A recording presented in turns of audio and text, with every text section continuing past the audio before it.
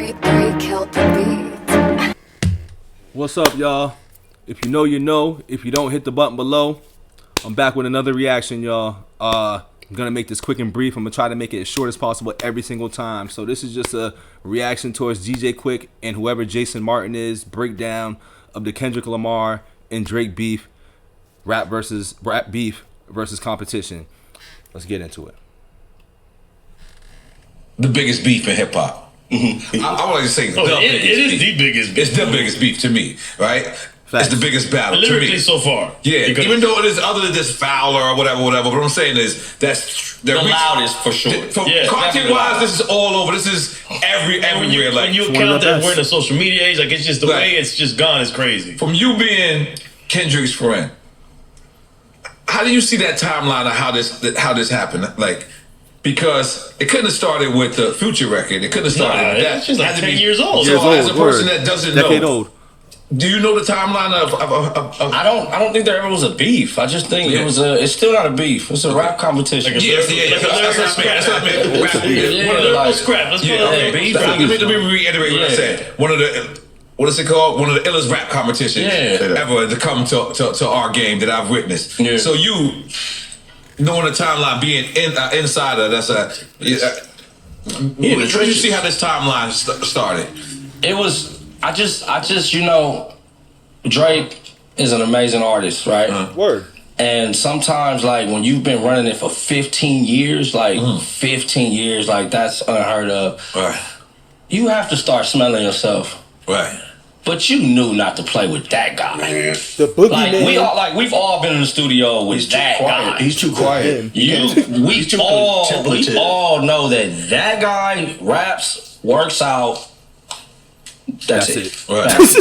So, for you to not be prepared for what was coming was a slight to his team. He was aloof in the way they do things. As far as like the beef, bad timing, Drake. Yeah, I just think Dot was like, all right, enough's enough. Right.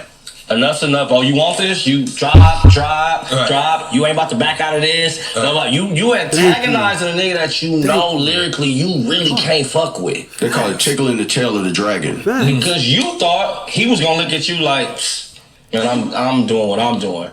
Right. No, my nigga said, watch this. Watch this. That dude. He went on his last Grammy rant and he said, all I wanted to do was be an underground rapper. He just said that. Kendrick. Yeah. Right. That's all his favorite rappers corrupt. Right. And he wanna rap. So now it's like, oh, this is just going to be rap. I'm about to go ahead. We're gonna do this and we're gonna do it in front of the public and we're gonna show you something. And I just think, you know, we got to watch what a lot of us already knew. Right. You know what I mean? Again, as far as a beef, like, you guys all went through beefs. Yeah. That was you're right. I worded that wrong. Yeah, this never was gonna go outside of people getting touched. That's over. So now it's just free fall. Who can rap the best and who has the best?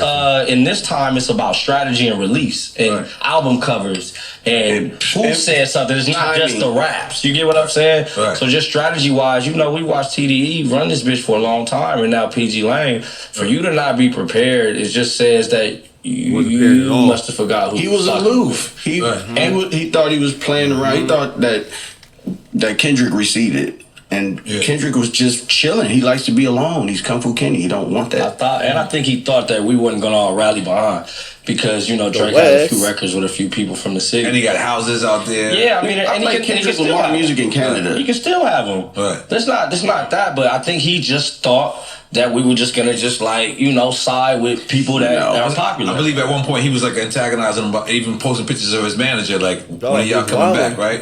All of that. Like, you asked, like, if a nigga asked to get his ass whooped, you whoop his ass. From where I come from, like, you at this point, bro, like, you literally were just, come outside, come outside. You knocking on that door. Right. You know what I'm saying? Like, all right, bullies get beat up too.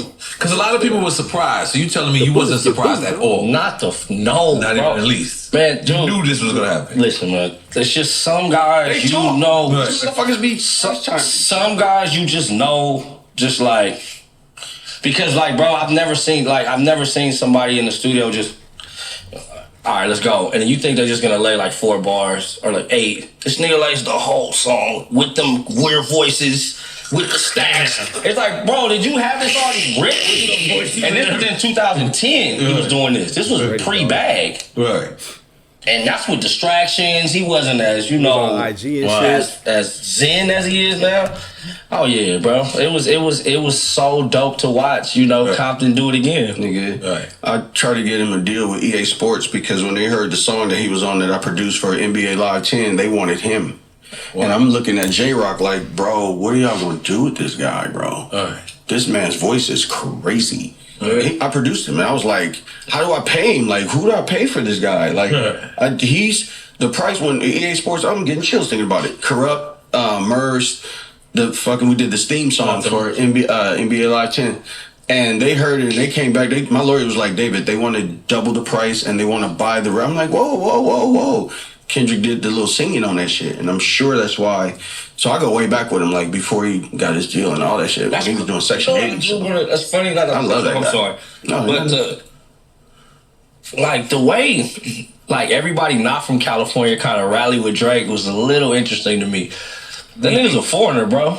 Yeah, but man, it's so interesting to watch. Like, I get New York niggas and the politics Atlanta out there. niggas all in my goddamn comments and DMs like, you stupid, he's this. And I'm like, bro, not even from America. From This is here, crazy to watch. But let me ask you a little uncomfortable question. Let's rock. Because on the new album, you got Game on there a lot. Yeah. There's something that I saw personally, like just me just strolling on the net, was a lot of California people critiquing Game for like jumping out there and actually like not, I don't want to say defending Drake, but like taking up his part of the Ross beef. Yeah. So a lot of California people critique Game. Is personally my friend, and he's one of my dudes I looked up. I think is one of the dopest lyrical people out there. Yes. But I'm just asking you this as a Californian. You know what I'm saying? Sure. This is on your side, right. So I won't be able to. I'm not qualified. You know what I mean? To decipher this. So speculate. Yeah, speculate. We all love Chuck. We love Chuck. Chuck is gonna be Chuck. Game is the reason a lot of us are able to move around in this business. He sold a lot of records. We all know Chuck. That's our dysfunctional cousin, bro. He gonna do what he wanna do when he feel like doing it, and we love him. And we may be like, fuck Chuck sometime, but can't nobody else say it. Yeah, and that's how that's going. Yo, the West be strong like that. Bro has been here before us, and he's had a voice longer than us. And if that's his opinion, man, he's a man. He can have that. Like, he told me, like, bro, you know, Drake, get my kids concert tickets and do all this shit. I can't just like in that relationship. And for him, that makes sense. And then I'm full supportive of Game. He's on the album. He gonna be on anything else I do. I'm never finna cut bro off because when shit was fucked up for me, he was right there with me. But in this instance, I told him, bro, chill the fuck out. Not this one, but again, Game don't listen to nobody, and that's part of why we love him too. Right. You get what I'm saying? So you know, he explained it, and again, that's the blog. Hey man, yeah, that's the blog. You call it the blog, the live. The live. I'm sorry. On the blog. I saw it on the blog. I saw it on the blog. It was about 17 minutes. I was like, bro, that's a little long-winded, but I'm fucking with you. Yeah. But I mean, all right, so they touched base on the whole Kendrick beef, and I can't disagree, man. Like, it's funny how they did this shit, man. Don't forget to like, share, comment, and subscribe, dog. I literally had just finished my Drop and Give Me 50s reaction, tailor-made freestyle reaction, and like, straight up, this is what he was doing. He was begging Kenny to come outside. He was screaming all this shit on the tracks, man, talking super greasy, super crazy on each track, which is fine. And then when your man came outside with a back-to-back, stomped on your shit, and people want to critique the Meet the Grams like it was supposed to be a banger, they don't understand the competition and rap aspect of it. That's just my opinion. Like, the way that he stomped on that, like, yeah, don't get me wrong. Family Matters is a great song. Now, I have a whole different reaction or a whole different opinion on Family Matters, but I'll get into that when I do my Family Matters reaction video. Hopefully, y'all tune into that. But they're not wrong as far as how he strategically dismantled Drake to the point where, in Heart, I don't even know what the goddamn name of the song. I think it's Heartbeat, Heartbreak, The Heart. It don't matter. Whatever he did, the Defeated song, we gonna call anything after somebody replies when they sound defeated songs. That's what we gonna do in here.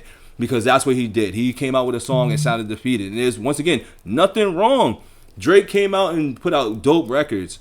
But when we're talking about the competition and the rap aspect of this shit, Kendrick dismantled him, dog. Like, he did everything he was supposed to do. Whether or not it was lies, facts, or whatever, he still did what he needed to do. He outbopped him. He out social media'd him without even being on social media. Like, he did a lot that was able to win the battle that usually Drake is able to do. But he can't, like they said, he came across the wrong type of cat. Like, you can get that off with Mickey Mouse and shit. Meek Mill, you know what I'm saying? You can get off with that, but you can't do that with this guy. You got to come at a lyricist like a lyricist. But me, I always felt like Nick and Knight Drake was a great artist, you know what I'm saying, and not a rapper to me. He's a great artist, dog. He makes great music. You can't take that away from him. But when it comes to this rap shit, and this is what this channel is really all about, is a lot of rap, hip-hop shit, and Drake can be in there because, you know, he has his beefs, but he also lost against a lot of lyricists. He lost against Joe. He lost against Pusha. He lost against Kendrick. So what can we really say when it comes down to it? He's a great artist, great music, but let's put him in the artist category like the Kanyes and shit. But let's not put him in the GOAT categories with the Waynes, the J's, the Nas, the M's, you know, the Biggies, the Tupacs. We can't put him in there. Sales, bet. But when it comes to this rap shit, Drake ain't a rapper to me, man. And I know Drake fans are probably, if they hear this, they probably about to smash my shit. But that's just my opinion. It don't mean it's fact. I still bang with homies' music, but I separate Drake from rappers versus him as an artist. Like, he's a great artist. He's the best artist ever, honestly. But as far as this rap stuff go, I didn't see him lose to too many real lyricists. And this time, this was a battle that he couldn't escape from because it's not Joe Buttons. It's not somebody he can just dust off and be like, you got pump it up. Like, you can't bring that up and shit, and you can't come at Pusha and be like, I'm not gonna give him more light, because once again, it goes back to what I've said in previous videos. Once you hit a certain status, certain people is too little for you to respond to, and if you do, you making them bigger. You know what I'm saying? So that makes sense, and that's respectful. You know what I'm saying? I respect that. But once again, when you hear this rap shit, dog, when you hear how dudes is just going at it in a battle, I mean, is that your world tour, your girls tour? It was cute. But my man can't come at the lyricist, dog. So don't forget to like, care, comment, and subscribe. I'm going to be back with some more, man. We going to drop those reactions for the Drake and Kendrick beef too, man. I'm mad they beat me to it. But we out of here, man. I'm out. Peace.